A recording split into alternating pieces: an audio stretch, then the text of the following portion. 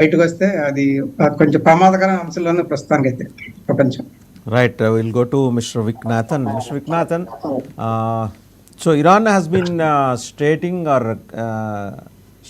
or claiming that whatever they are into the program, that is purely a peaceful one, and not at all they are not at all looking at nuclearizing themselves. Do you agree? Means Israel, do you agree with this or not? No, Israel don't agree with that. With this, what they are saying, because we do know in the past that they want to destroy the state of Israel. I think everyone knows. Everyone knows about this. So why they are launching to Israel? I mean, until now they launched 1,000 missiles. What's their plan? What they was trying to do? Why they are launching to civilian residents? So it's been they have plans. They have plans, and why we figured out that they are making uranium. Some station. They have a lot of places that they make uranium. Why Israel attacked there? Because we know everything, right? Right. So అదండి గిరిధర్ గారు, ఆయనైతే చాలా స్పష్టంగా చెప్తున్నారు. మా మీద దాడి చేయడానికి ఇంతకుముందు ప్రయత్నించింది, వాళ్ళ అణ్వస్త్ర నిరాయుధీకరణ దిశగా వాళ్ళు వెళ్తారు, వాళ్ళు చేస్తున్నది అంతా కూడా అంటే శాంతియుతమైన కార్యక్రమం అని చెప్పుకునే ప్రయత్నం చేస్తున్న దాంతో ఇజ్రాయిల్ అంగీకరించదు. అటువంటి దాన్ని అసలు అంటే బేసిక్గా అసలు వాళ్ళు చెప్తున్న లాజిక్లోనే అర్థం లేదనేది ఆయన వాదన. మీరేమంటారు? ఇది వాళ్ళు న్యూక్లియర్ బాంబ్ అసెంబుల్ చేస్తున్నారు, ఆల్రెడీ అసెంబుల్ చేసే దాకా వచ్చారు, దీనికి సంబంధించిన ఇంటెలిజెన్స్ మాకు వచ్చింది, అందుకనే మేము అటాక్ చేశామని బెంజమిన్ నెతన్యాహు చెప్పారు. ఈ ఇంటెలిజెన్స్ మరి అది కరెక్ట్ రాంగ్ అని ఎవరు చెప్పాలి? ఫర్ ఇన్స్టెన్స్ ఇప్పుడు అమెరికా ఇరాక్ మీద దాడి చేసినప్పుడు వెపన్స్ ఆఫ్ మాస్ డిస్ట్రక్షన్ ఉన్నాయని చెప్పారు. అక్కడ యుద్ధం అంతా సద్దాం హుసేన్ ఉరి తీసిన తర్వాత అక్కడ ఏమో దొరకలేదు. తర్వాత ఏమన్నారు దాని గురించి? వాళ్ళు ఏమైనా సమాధానం చెప్పారా? ఎవరికైనా క్షమాపణ చెప్పారు? కాబట్టి వాళ్ళు నిజంగా న్యూక్లియర్ బాంబ్ ని అసెంబుల్ చేస్తున్నారా చెయ్యట్లేదా అన్నది విషయమే కాదు. బెంజమిన్ నెతన్యాహు వాళ్ళ న్యూక్లియర్ అసెట్స్ మీద దాడి చేయాలని నిర్ణయించుకున్నాడు, చాలా కాలంగా నిర్ణయించుకున్నాడు. డొనాల్డ్ ట్రంప్ వచ్చిన తర్వాత అతని permission. Gentlemen, I'm sorry, I need to go. I have to do some things. So thank you for having me in your channel. Thank you.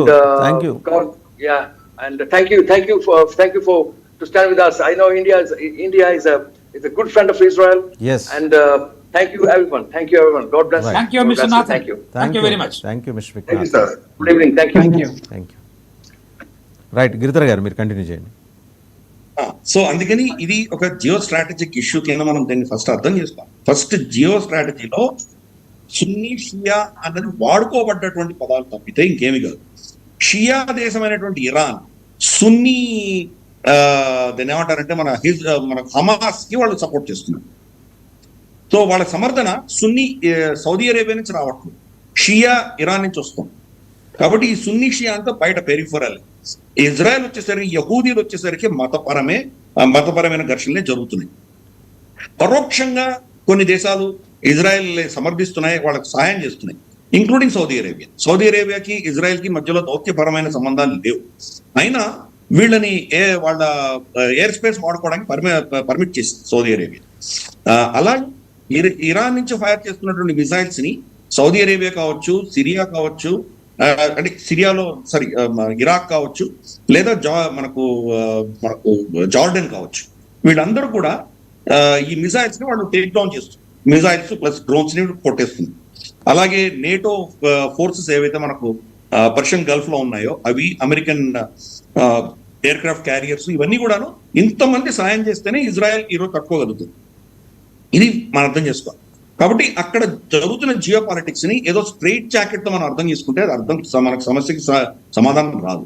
For instance Shia Azerbaijan, Jewish Israel, Christian America, వీళ్ళు ముగ్గురు కలిసి దీన్ని Azerbaijan సమర్థిస్తున్నారు. తర్వాత ఒక హిందూ భారతదేశము, షియా Iran, మనకు వీళ్ళని మన అర్మేనియన్ సపోర్ట్ చేస్తున్నాం. అర్మేనియన్ వచ్చి క్రిస్టియన్ మెజారిటీ దేశం. సో అందుకని ఇవన్నీ స్ట్రాటజిక్ ఇంట్రెస్ట్ ఇవన్నీ పక్కనకి వెళ్ళిపోతాయి. ఎవడు ఏది సున్నీ షియా పక్కన వెళ్ళిపోతుంది. మన ఇంట్రెస్ట్ల ఆధారంగా ఇవన్నీ పనులు జరుగుతుంది.